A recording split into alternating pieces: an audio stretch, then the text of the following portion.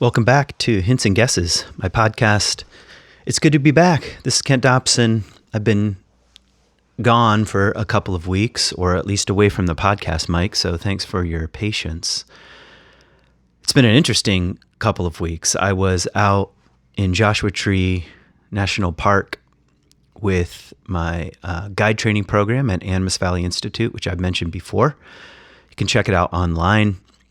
This training was in deep imagination, or sometimes called active imagination. So 5 days of intense deep dive into the gift and mystery of the human imagination, and more than that, offering our attention to the wild world. Joshua Tree is an absolutely amazing place. I hope you get there someday.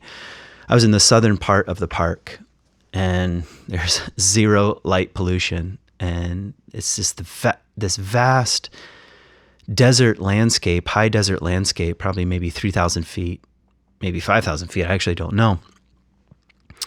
And the land itself is filled with boulders and granite boulders, and sort of worlds within worlds. That's what one of my teachers likes to call it, worlds within worlds within worlds, where around each rise is almost like a little mini ecosystem. And there's something about being in the desert that I think is so good for the human soul and for the imagination. So anyway, that was a real gift. And my daughter was in Southeast Asia for the semester. She's a high school graduate and did a sort of gap semester with a program. And so she was in Cambodia, Laos, Vietnam, and Thailand. So that was a crazy adventure. So it was so good to have her back and to celebrate Thanksgiving. So I hope your holiday was good. Thanksgiving is like one of those things that people joke about as being sometimes particularly difficult because of the stories and family tensions, and or like Brene Brown says, the story. She likes to ask the question, what is the story that I'm making up? Well, just before Thanksgiving, I make up about 100 stories about what's going to happen and what people have been up to. But this year there were fewer because it was just my wife and kids, and it was quiet and really life-giving in a way. So it's good to be back. Here's the title of the podcast. The Earth is Flat. So hang with me. That's where we're going. I want to talk about this idea, and actually more than that, about conspiracy theories in general. I did a talk at C3, which is where I teach half the Sundays a year. It's a little spiritual community here in Grand Haven, Michigan. And I did a talk on the same title. So I felt like I wasn't done, and there are some other areas that I want to explore. So maybe this is part 2, although I'm sure I'll repeat some of the common themes that were in the talk. The Earth is flat, because I don't know, there's something really interesting about the world that we live in when it comes to truth and the pursuit of truth and the suspicion of truth and the suspicion around facts and fake news and opinion, and the capacity now to bolster an ideology using Google. Meaning I have a certain framework and way of viewing the world, and I can find almost a bottomless pit of support for whatever my ideology is. And sort of anything that flies in the face of that, I can consider fake or false or misleading. So I don't know, it's a strange time. It's almost like the architecture of information is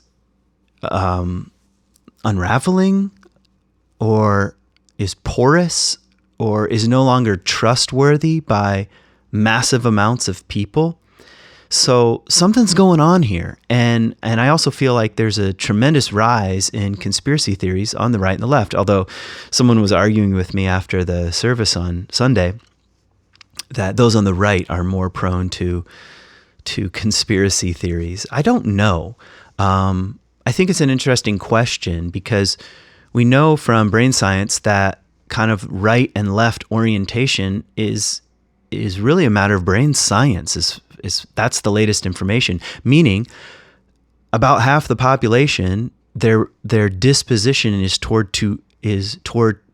the notion of conserve and preserve and protect, and that is an absolutely needed survival strategy, and it's how we got here. None of us would be here sitting, in a relatively functioning vehicle, if you're driving right now, or able to turn on the tap without this impulse to conserve and to protect. Definitely needed. And about the other half of the population, we would say, is toward openness and new information or innovation, we might say. This might be a little bit of an unfair caricature, but you get where I'm going. This is brain science. This is how people are, and a great podcast for this, Hidden Brain, NPR podcast, did something on the right, and what did he call it? The red and the blue brain. It was just sort of a summary of some of the basic findings. And anyway, we can hook people up and see how their brains are react to circumstance. So I think this is incredibly important information. I'm already down a rabbit trail, so forgive me. But this is really important because I think as a progressive person, whatever that means, I tend to be politically more on the left or more progressive, although now I'm not really sure what that means anymore. But I have to admit, that's probably just the way I'm oriented in the world. But there was a time when I thought it was superior, that everybody moves from conservative to liberal. But I'm not so sure. I think the capacity to conserve and protect is needed, and the capacity to innovate and change and an influx of new is needed. And when those two things are in sometimes tense discussion, dialogue, the coincidence of opposites, to quote the mystics, that's when I think the possibility for the third emerges.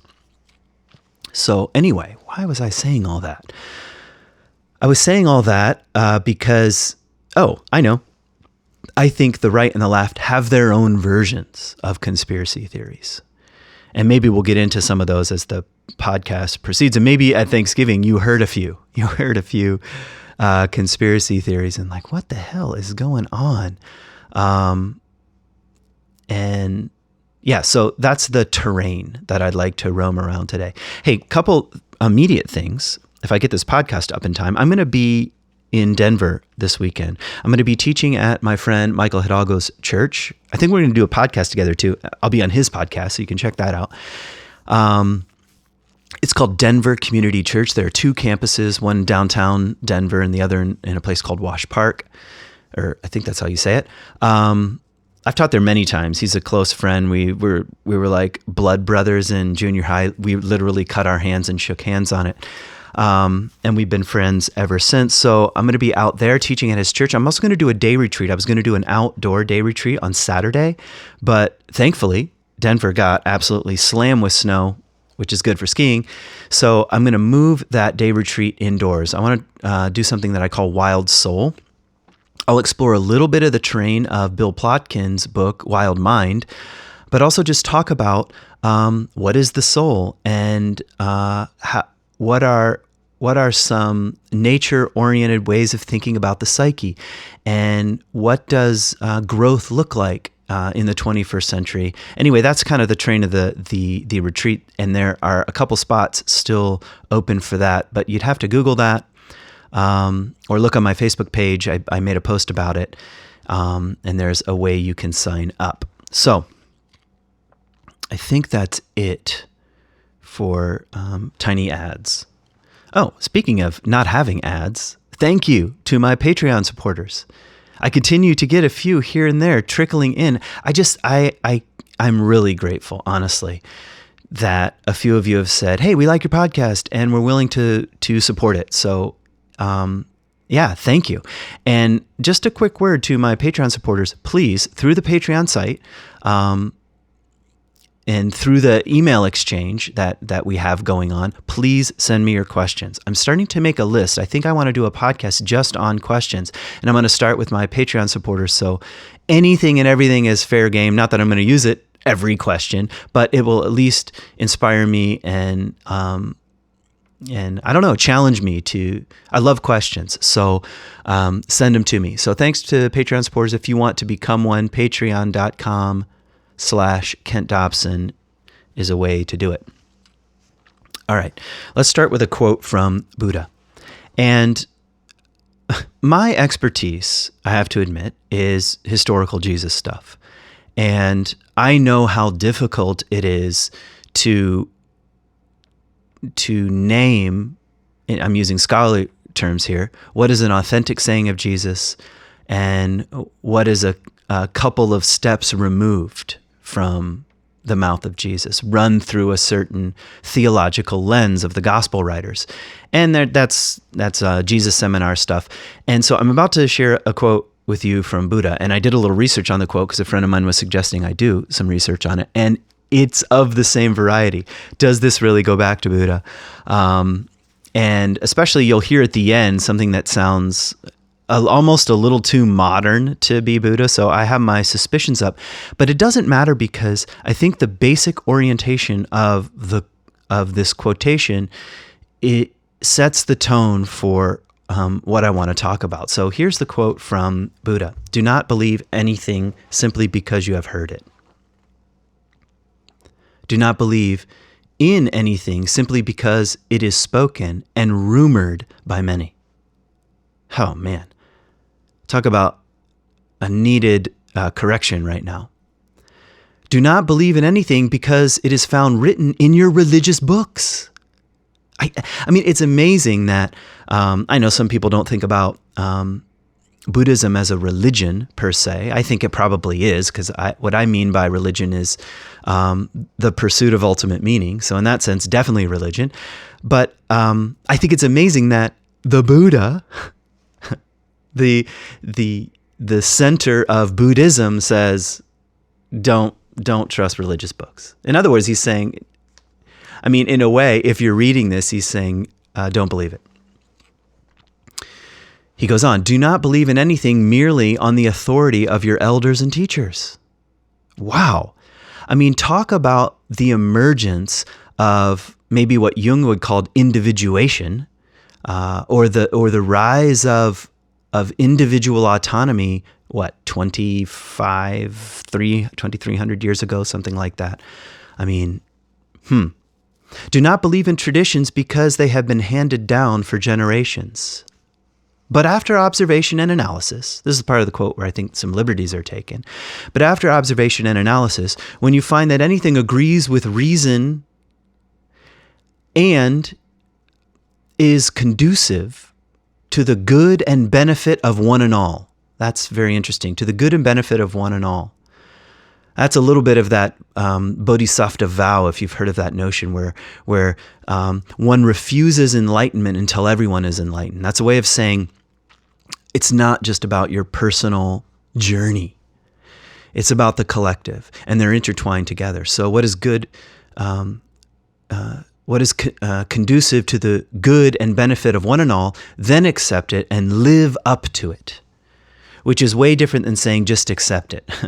Accept it and live up to it. So I'm putting that out there because we're going to go down a trail here of talking about conspiracy theories and the modern confusion about a word like truth, which the postmodern milieu says is simply a social construct,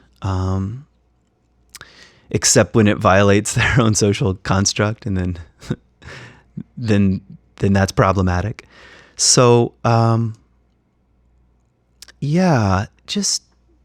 just keep these words of Buddha sort of floating around somewhere in the back of your consciousness, and ask.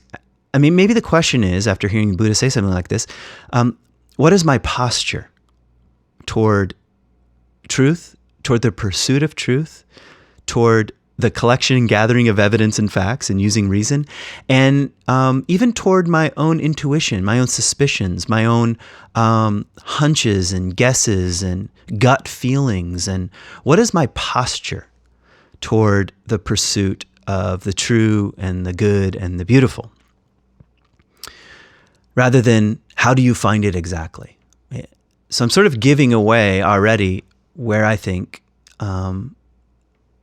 the invitation for growth is, and that is toward a certain kind of posture. So why am I talking about the earth is flat? Okay, so not that long ago, I was with some distant relatives, and one of the relatives, a boy, maybe 6, 7, saw my daughter drawing a picture, and he said, "What's that?"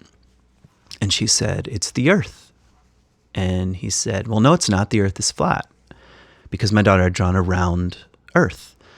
And I thought, this is going to be interesting. And so then this really smart little kid started to take a survey of those who were nearby this conversation. Who believes that the earth is flat?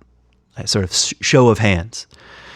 I remained somewhat a neutral because I wanted to hear more, of where this thing was going. And then he said something interesting. He said, now, don't look on your phone because it's going to tell you a bunch of lies.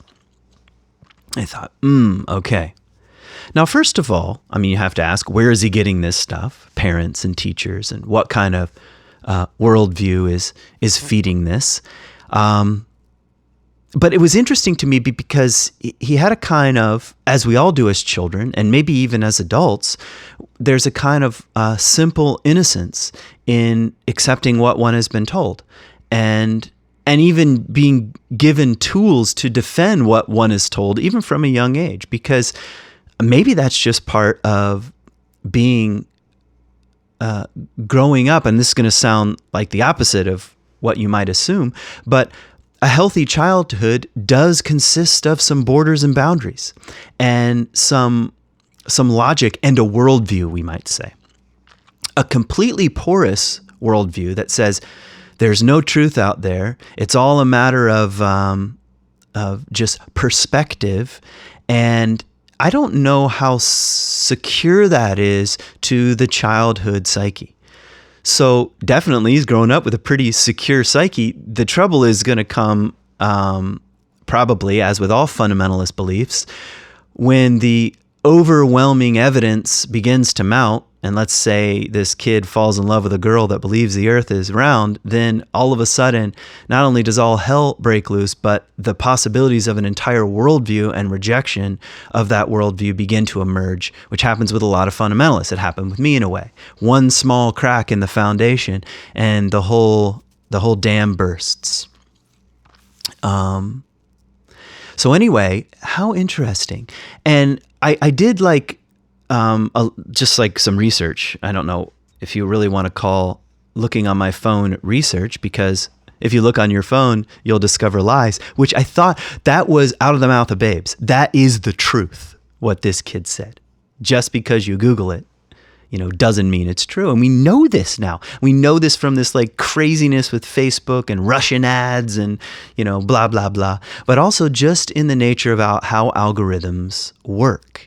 And you get stuck in a kind of echo chamber or loop, which is what I was talking about on the last podcast I made.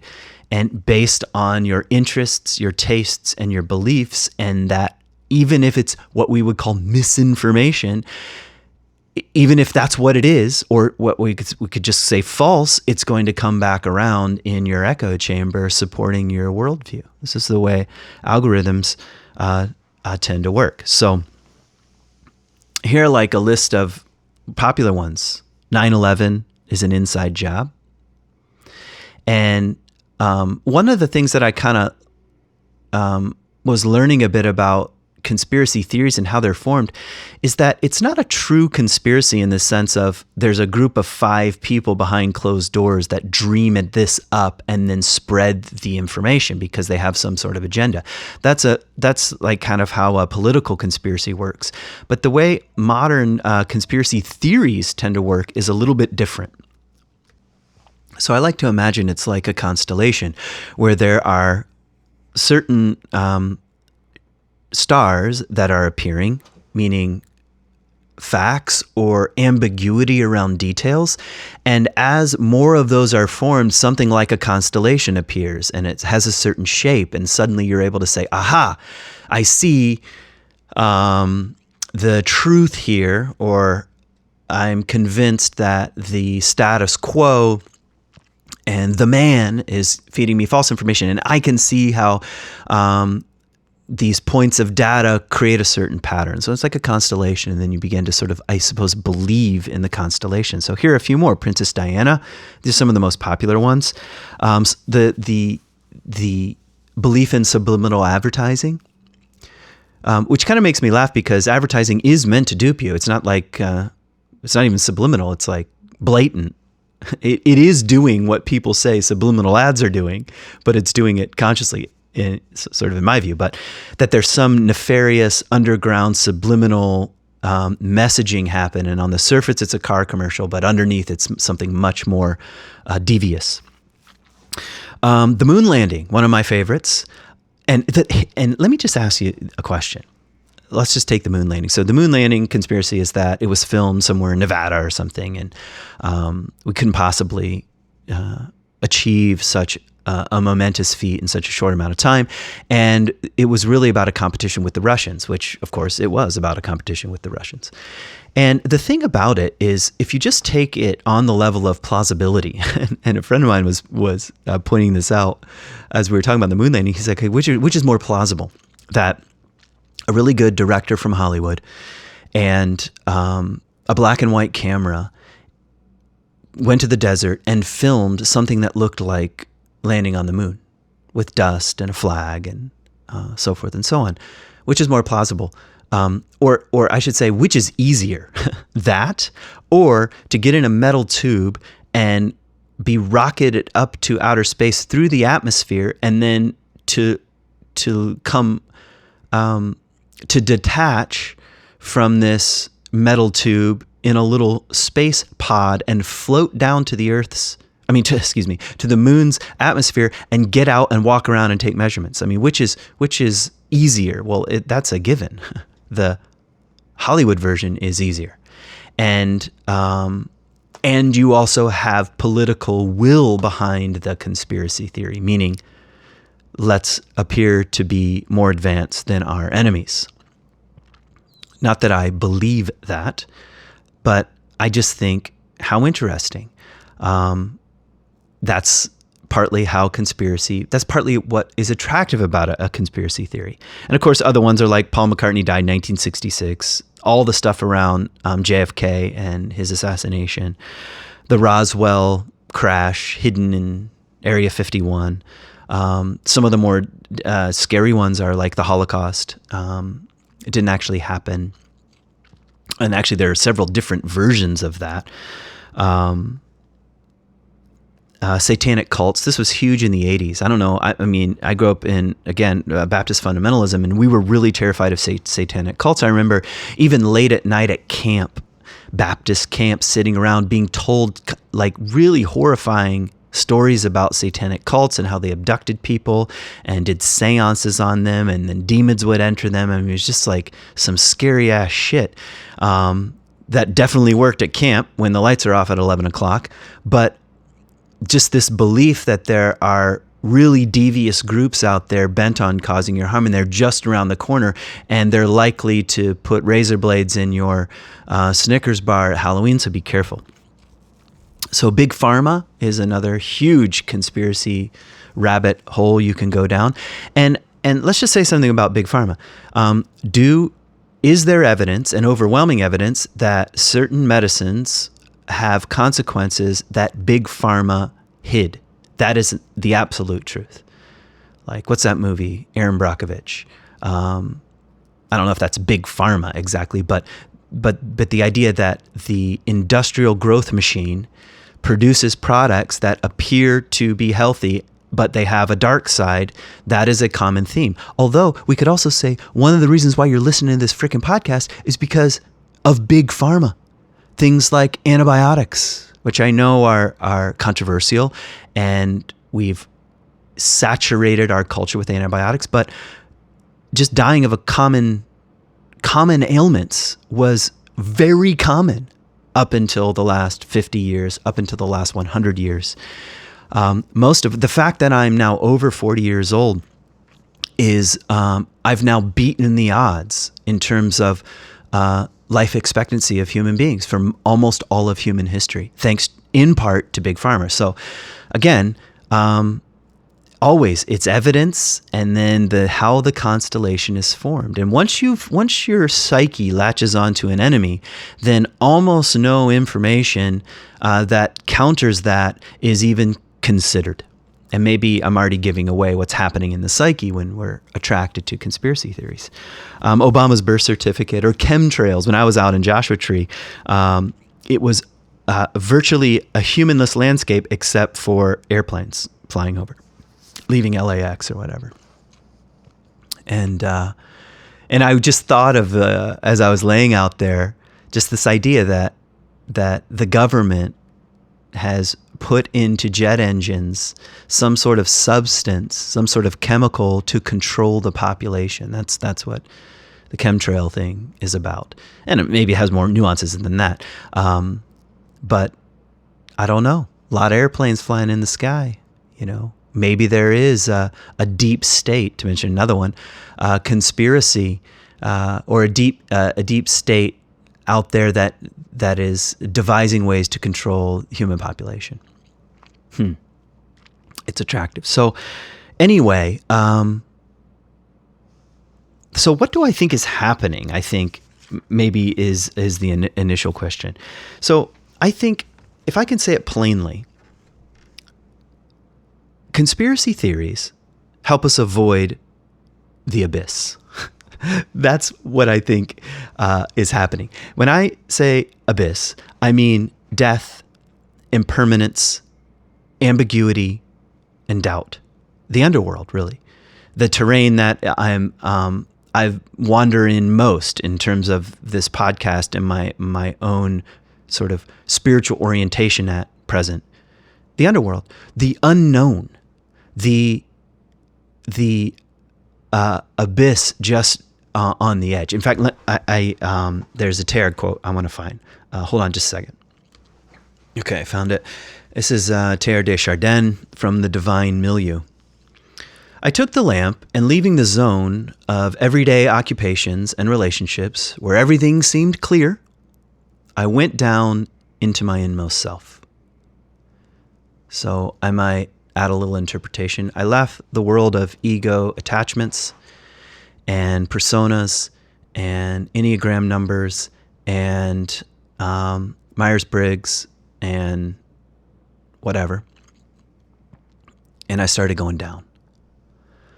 I left what was clear and I started going down. I went down into my inmost self to the deep abyss whence I feel dimly that my power of action emanates. So he has a kind of intuition that somewhere in the abyss, there's something of a power that is emanating, and he's curious about such a thing. He goes on. But as I moved further and further away from conventional certainties by which social life is superficially illuminated, think culture, think worldviews, think religions, think political ideologies, as I move further and further away from conventional certainties by which social life is superficially illuminated, I became aware that I was losing contact with myself, I might add, with my egoic persona, or just simply with myself. Like there's a fragmentation, I'm losing contact, and that brings terror. At least it does for me. At each step of the descent, a new person was disclosed within me of whose name I was no longer sure. Now, again, I'm doing a little bit of psychological interpretation. So he's on a descent here, and he's leaving everyday personas, and he's leaving conventional certainties, and he's trying to enter this abyss of which He has a sense that some power emanates. But on the way, in the underworld, he's meeting persons. He says, a new person was disclosed within me. In other words, maybe what psychologists might call subpersonalities. Autonomous, and that's the way they seem, autonomous subpersonalities that I encounter along the way. I thought I was this, but it turns out there's something like a person that has means, that has a kind of autonomy, and actually the end of the quote, the end of the sentence is, of whose name I was no longer sure, and who no longer obeyed me. So now we're entering the area of the psyche where the instinctual forces are located. They don't obey the way we like them to. It's like having a whole village just beneath our ego awareness that doesn't play by the rules. This is real work. This is real, deep, psychospiritual work. This is the work of transformation. And you begin to encounter these, and you want to hit something like the eject button and to launch back up to the surface where everything makes sense. And I'm sure I know who I am, and I'd rather keep these persons in the closet, buried in the underworld, suppressed. Like if you've ever read the Bluebeard myth, Women Who Run with the Wolves, she's made this popular, but Bluebeard goes away and tells his wife, you can go in any room of the house and have whatever you want, but there's one key to a door that you can't use. Of course, you know where the story's going, and she opens it, and inside are Bluebeard's bloody ex-wives and lovers, all in a mash down in there. Now, there's a lot to this story, but in the way I'm using it now is that's the door that the ego believes has to remain locked.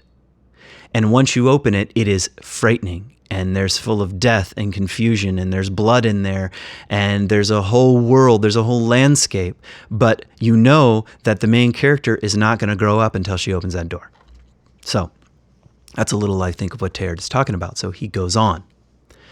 And when I had to stop my exploration because the path faded from beneath my steps, so now he's going even deeper into these inmost parts, I found a bottomless abyss at my feet.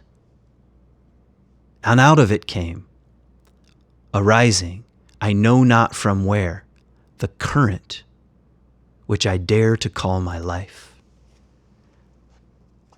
So we're entering a kind of poetic, I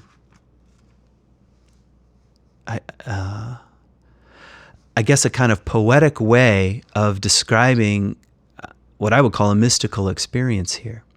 Entering the inner landscapes, the inner wilderness of the psyche, and passing by our personalities and subpersonalities and forces that we're starting to even lose track of what they're even called, who don't obey us. But even beneath that, he says, I came to the edge of something like an abyss that's bottomless, and out of which he has a felt sense that the current of his life, and we might add the mystery of his life, emerges. That there's a source that to touch upon and to taste is the real current of meaning, purpose, destiny, what I would call soul, or what we might even call the mystery of God, if you go that far, rising up from within. That it has a kind of eternal essence, I would add to it. And it seems to come from the abyss and return to the abyss in a kind of unfolding current, of which I'm just a passing incarnation. So, why am I saying all that? Because a conspiracy theory wants to keep us from the edge of the abyss. It wants to keep the world put together in a way that my own ego can understand, can make sense of, can get behind. And nothing feels better, by the way, to the ego than I have the truth and you don't. And all conspiracy theories have that in common. I know something you don't. You think the earth is round Didn't you know that NASA is creating is putting billions of dollars into misleading you?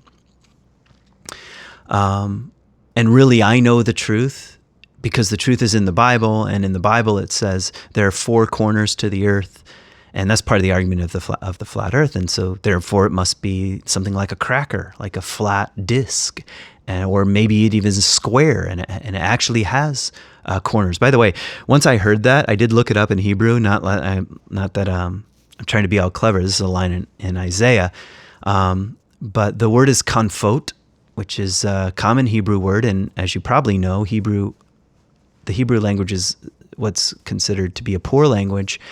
And I think it's actually rich. But poor in that one word can mean several things. And so it can mean corners and also can mean wings, like wings of a bird, konfot.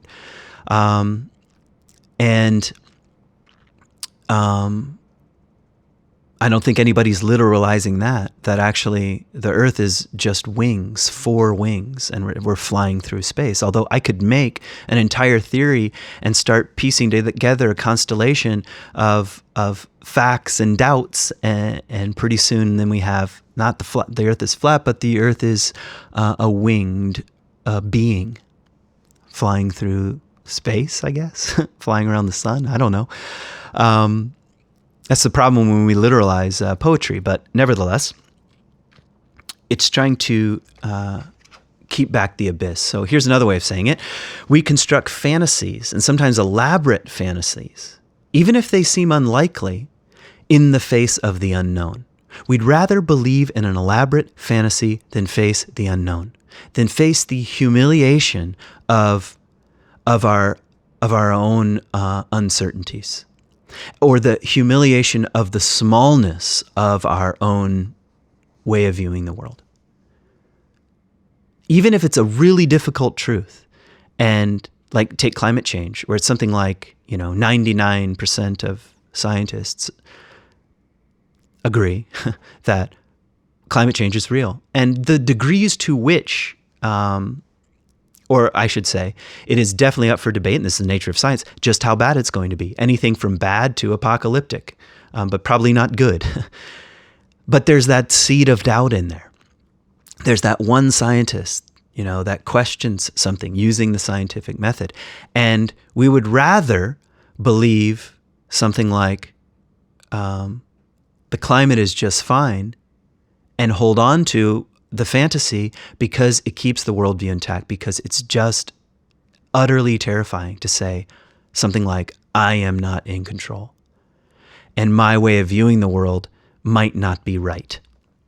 So again, why do we do this? Why do we believe in fantasies? And we could even say that's a natural part of childhood. As we confront information and begin to interpret information and make sense of information, we piece together something like a fantasy world that has some relationship with what we would call reality, but also has some fantasy elements.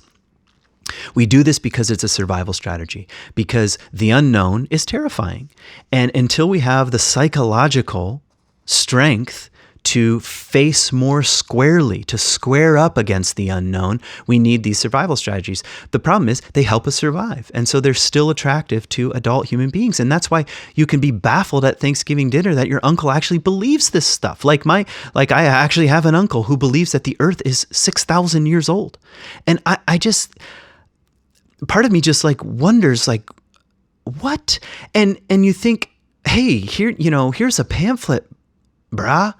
Just read.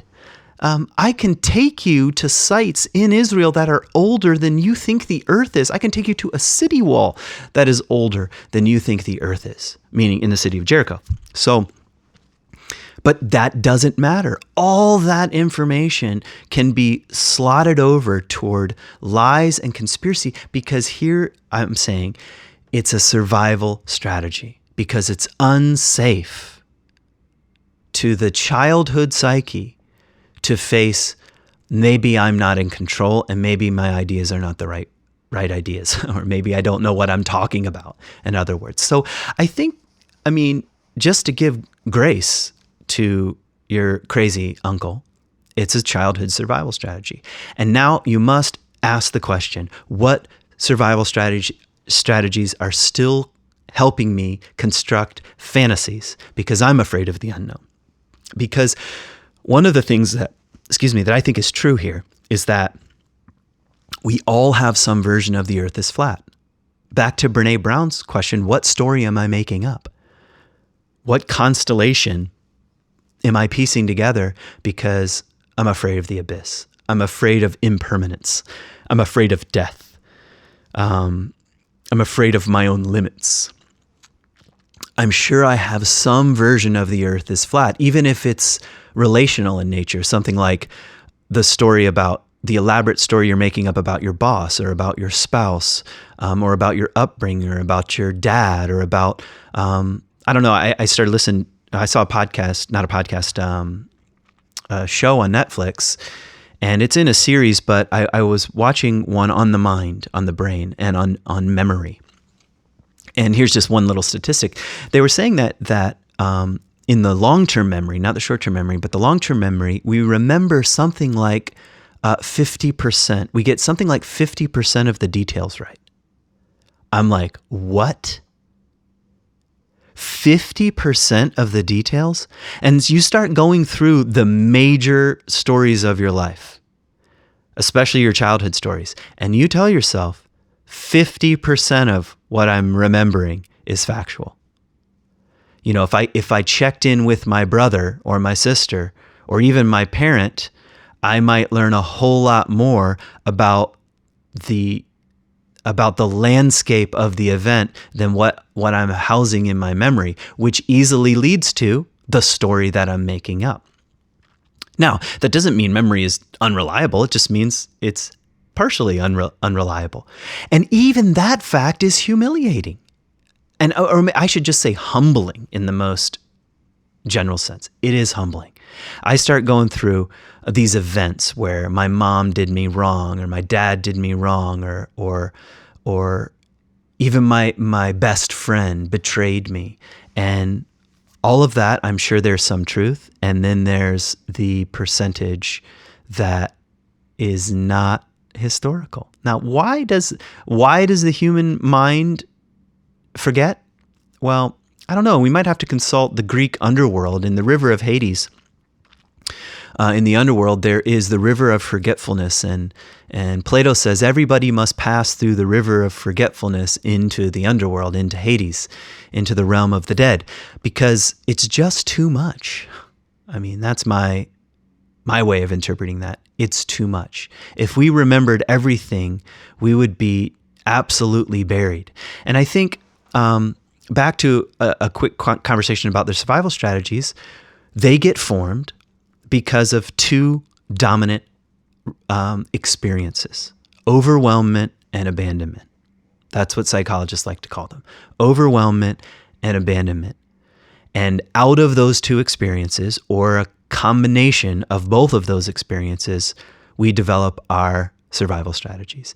And when you think about even a conspiracy theory, both of those things are true: overwhelmment and abandonment. Like, take the earth is flat. I'd rather believe the earth is flat and it's 5,000 years old and God made it poof out of nothing and it's all going to be fine, because it's absolutely overwhelming to confront the alternative and the sheer vastness of space and time and the tiny, tiny, tiny nothing speck that the earth is in the global, I almost said global universe, whatever that is. I meant in the universe, whatever that is, or the multiverse, if you want to get into theories about the universe.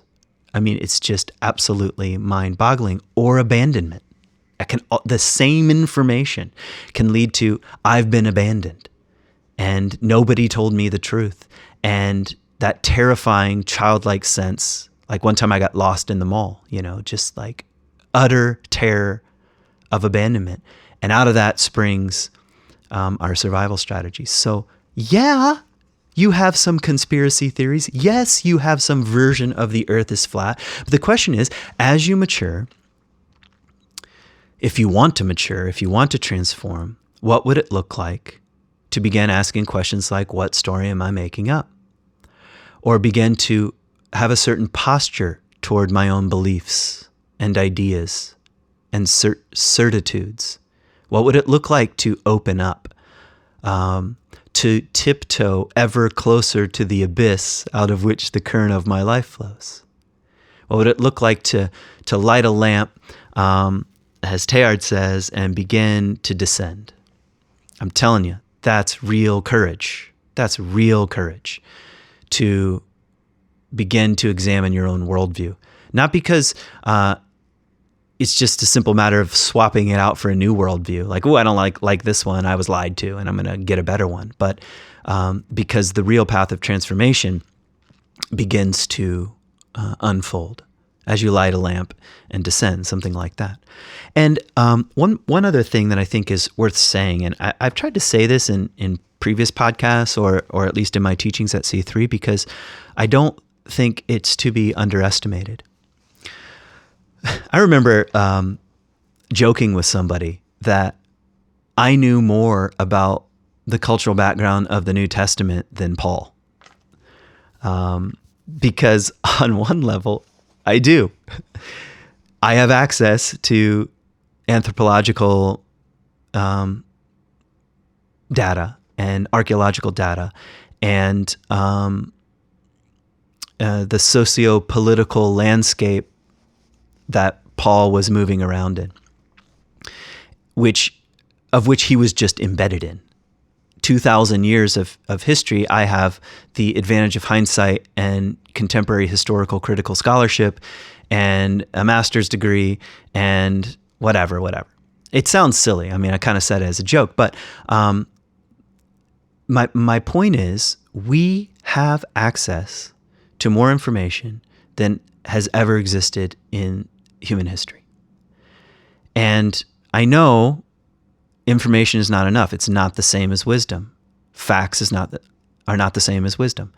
And what we really need is wisdom, I agree. But in terms of information, what is stacking up is becoming increasingly more and more and more overwhelming, or we can even experience abandonment in the face of just, like I was saying before, the sheer size of the universe. I don't know if you've ever read Bill Bryson's book. I think it's called A Brief History of Nearly Everything. He says if we were to shrink down the size of our galaxy, the Milky Way, to a size of a pea. So imagine that. I was just out in Joshua Tree and I could see the Milky Way, and it's like, and the stars were so bright I had a hard time making out constellations until the moon came out. I mean, that kind of just sheer beauty of the night sky. And so let's shrink down the galaxy, the Milky Way, to the size of a pea. And if we could shrink down all of the known galaxies, which is a bit of a mathematical, it's mathematical terrain here, but what we think we know about the universe and the number of galaxies, let's shrink them all down to the size of a pea. It could fill up Wembley Stadium, he says, all those peas. And what the hell are we supposed to do with that? You know, I mean, how do you live? You wonder why nihilism and narcissism are so attractive. Just, it's all meaningless, or I'm just going to get all I can, you know? Because, wow, like the Bible says, I think it's in Isaiah again, I looked up at the stars and wondered who created all these. See, that is that kind of awe we have to has now grown exponentially. And that's true on the macro and the micro level. I mean, what's going on in down on the subatomic level of your own being? The fact that you contain particles that came from the Big Bang. What are you supposed to do with that information? You know? I mean, seriously. And there are particles in your body that will outlive you. Now, you might laugh at reincarnation, but something like that is a scientific fact. A new constellation of your own particles will outlive you. Now, what form of consciousness will there be? I have no idea.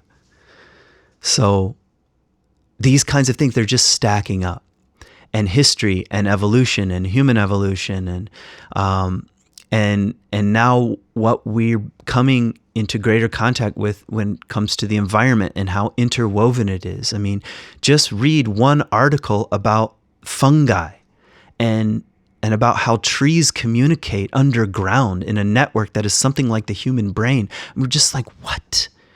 I know indigenous cultures had an intuition about the intelligence of the earth and lived in a much more sacred reciprocal relationship with the wild world. And now we have I guess in a way, the scientific backing for such a worldview. Yes, we live in a deeply reciprocal, interwoven universe that we are just barely starting to understand. And I mean, talk about mind-blowing. So there's good reason to come up with fantasies that the earth is flat, that things are more simple. And I think you have to begin to ask yourself, do I want to remain in a childlike, adolescent consciousness to my grave? Refusing to confront the unknown, refusing to be humbled, or am I going to edge ever closer to the abyss out of which the flow of my own life rises? These are the questions, I think. This is the question behind the question of why do some people believe the earth is flat, or 9/11 was rigged, or some such thing. All right, this podcast is long enough. Thanks for hanging in there. Let me end with just a few lines from Rilke, from a poem called, I think it's called A Man Watching. In fact, I'll encourage you to use your phone for good and look up the whole poem, but here's the final couple paragraphs. What we choose to fight is so tiny.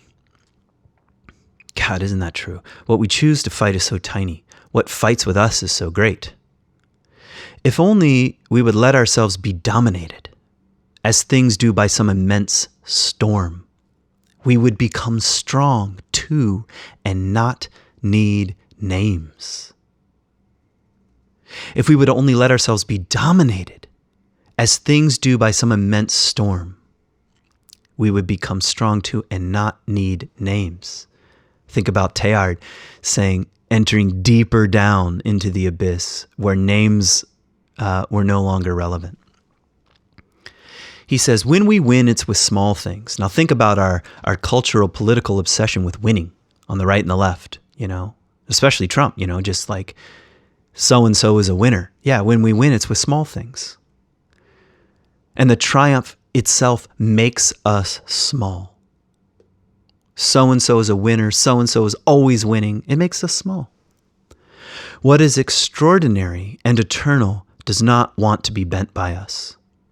What is extraordinary and eternal does not want to be bent by us or by our theories or fantasies or conspiracies. I mean, he says, the angel who appeared to the wrestlers of the Old Testament when the wrestlers' sinews grew long like metal strings.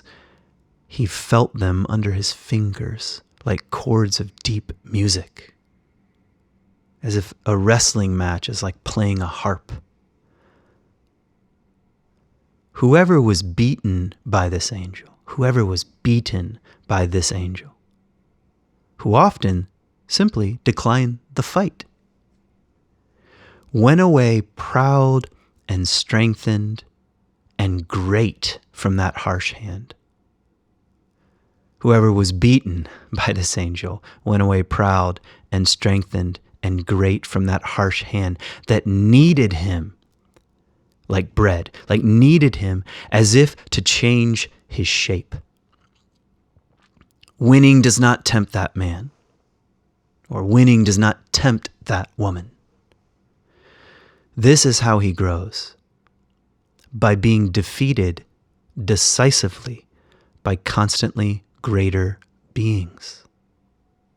That, my friends, is my prayer and hope for me and for you, to be defeated by that harsh hand of reality, of the abyss, of the mystery, of the unknown, and to grow, and